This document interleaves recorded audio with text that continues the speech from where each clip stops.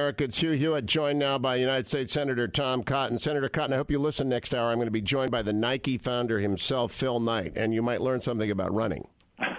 Tell him to bring back the Air Zoom Elite shoes. I've been looking for 6 years for a good replacement of those shoes that have worked for a decade. I'm sorry, they always they upgrade every year. They're always constantly innovating.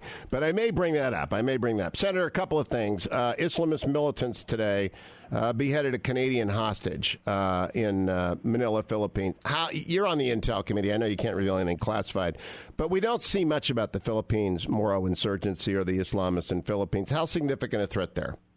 It's still a genuine threat, Hugh. You know, the Philippines is an archipelago with thousands of islands. It's just very hard to govern all of that space, and they do have an Islamist threat. I think it highlights, though, the extent to which the Islamic State has been able to plant its flag all around the world, not just in Iraq and Syria, but also in places like Libya and Afghanistan and the Philippines, and just how savage these terrorists are. They continue to chop the heads off of Westerners, and that if we don't take the fight to them and destroy them and show their would-be adherents that joining the Islamic State means certain death for them, we can expect these kind of savages to continue to kill Westerners. Now, the president put boots on the ground into Syria yesterday, 250 special forces in addition to the 50 already there. Do we have boots on the ground in the Philippines?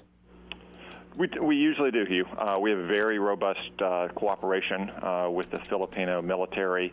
I know people with whom I've served who have done rotations in the Philippines, doing training exercises in the jungles, doing naval and aerial exercises as well. So we almost always have a military presence in the Philippines working with the Filipino armed forces. And what about when you heard that announcement yesterday in Germany, too little, too late, or a first step that is necessary? Well, Hugh, Bob Gates actually said something that I thought was smart a couple weeks ago about the president's decisions. Sometimes he ends up doing the right thing, but he does too little of it, and he does it much too late, and ends up undercutting the very goal that he aimed to achieve to begin with all the hand-wringing and the half measures. It doesn't actually achieve the goal we want, which is, for example, in Syria to defeat the Islamic State, or say in the South China Sea to deter Chinese aggression and militarization of their new islands, but rather sends a signal that we're not going to try to achieve that goal. All right, now let me switch over to the article I began at before this. There's a long piece. I think it's from the Times of London today, on President Xi Jinping's most dangerous venture yet, remaking China's military. It is a very long piece, Tom Cotton, on how much resources he's putting into the military drive there. Do you credit this as being as dangerous as the writer does, and why do you think he's doing this? Yeah, Hugh, the People's Liberation Army has undergone a rapid and massive modernization campaign over the last 25 years, really since they saw what the United States military was capable of in the Persian Gulf War in 1991. For decades, the PLA was focused inwardly. China is a vast land empire.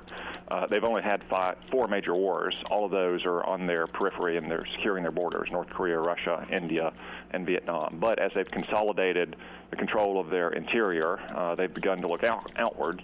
They're very frustrated by America's key role in the Asian-Pacific area. In fact, there's something called the First Island Chain, which begins, ironically, with South Korea, a peninsula but not an island, and goes down through Japan and Taiwan on into the Philippines and Australia. Those are all U.S. allies, and the U.S. presence there hems in China inside that First Island Chain.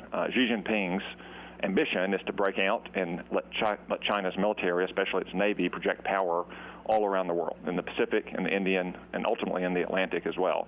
So they can achieve what they think is ultimately their destiny, which is a world superpower.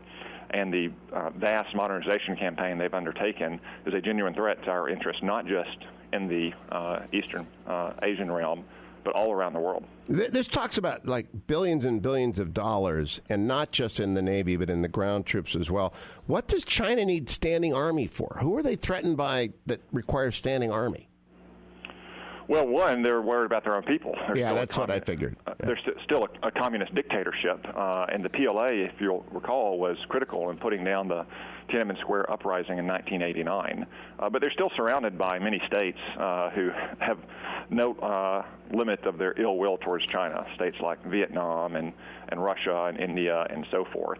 But even, Hugh, in water in the South China Sea, that is viewed as a naval and aerial contest, but the source of the tension is ultimately land. It's the islands that they're building and the power they hope to project from there. So the fight, and even in the East Asian realm, ultimately does come down to disputes over territory. Last question, Tom Cotton.